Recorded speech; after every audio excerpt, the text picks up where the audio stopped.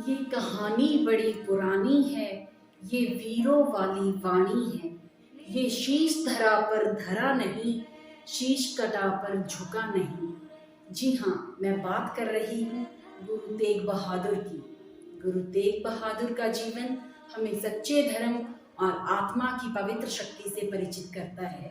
आप सबको मेरा वैदिक नमन। भारत भूमि ऐसी महान भूमि है जहाँ अनेक महापुरुषों ने अपने जीवन का बलिदान देकर धर्म की रक्षा की। धर्म के नाम पर मर मिटने की जब भी बात होती है तो सिख समुदाय के गुरु तेग बहादुर जी का नाम बड़े ही सम्मान के साथ लिया जाता है। गुरु तेग बहादुर जी सिख धर्म के 9वें गुरु थे। वह हमेशा प्रथम गुरु नानक जी के द्वारा बताए गए मार्ग का अनुसरण करते रहे। गुरु तेग बहादुर जी का जन्म 1 अप्रैल 1621 में पंजाब के अमृतसर में हुआ था। ये गुरु हरगोविंद जी के 5वें पुत्र थे। इनका बचपन का नाम त्यागमल था। मात्र 14 वर्ष की आयु में अपने पिता के साथ मुगलों के हमले के खिलाफ हुए युद्ध में उन्होंने वीरता का परिचय दिया। उनकी वीरता से प्रभावित होकर उनके पिता ने उनका नाम त्यागमल से तेग बहादुर रख दिया, जिसका अभिप्राय तलवार के धनी होता है। युद्ध स्थल में भीषण रक्तपात से गुरु तेग बहादुर जी के मन पर गहरा प्रभाव पड़ा और उनका मन आध्यात्मिक चिंतन की ओर हुआ।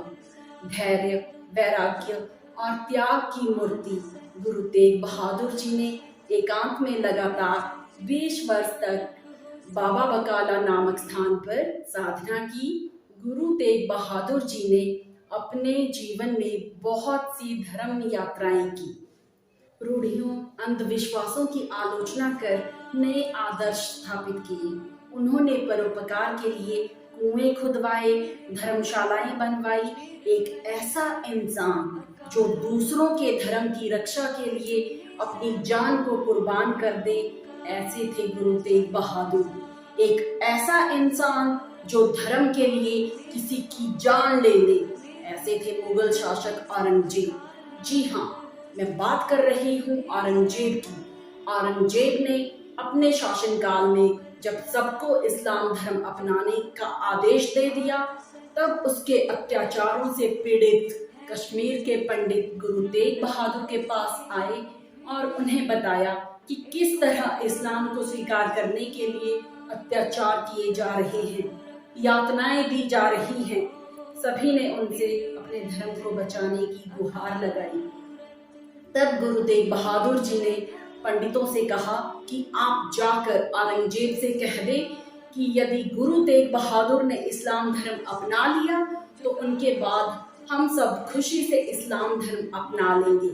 औरंगजेब ने गुरु तेग बहादुर को बहुत से लालच दिए, किंतु गुरु तेग बहादुर जी ने नहीं माने। वो नहीं माने तो उन पर कई अत्याचार किए गए। उनकी आंखों के सामने उनके साथियों की एक एक करके हत्या कर दी गई। किसी को आरी से कटवा दिया तो किसी को उबलते पानी में डाला गया, तो किसी को रुई से लिपटा कर जला दिया गया। औरंगजेब की क्रूरता का अंत होना अभी भी बाकी था। उसने काजी बोहरा को तेग बहादुर के पास कलमा पढ़वाने को भेजा। गुरुजी ने बड़े ही विनम्र भाव से काजी से कहा, धर्म त्याग करने से बेहतर है मैं शहादत पा लूं। अंत में नवंबर 1675 में औरंगजेब ने दिल्ली के चांदनी चौक पर गुरु तेग बहादुर जी का शीश काटने का आदेश दिया और गुरु तेग बहादुर जी ने हंसते हुए बलिदान दे दिया। गुरु तेग बहादुर जी की याद में उनके शहीदी स्थल पर गुरुद्वारा बना है, जिसका नाम गुरुद्वारा शीशगंज साहिब है। सच कहा गया है, गुरु तेग बहादुर की शहादत ने मानव अधिकारों की सुरक्षा को सिख पहचान बनाने में मदद की। मानव अधिकारों की रक्षा हेतु दिया उच्च बलिदान।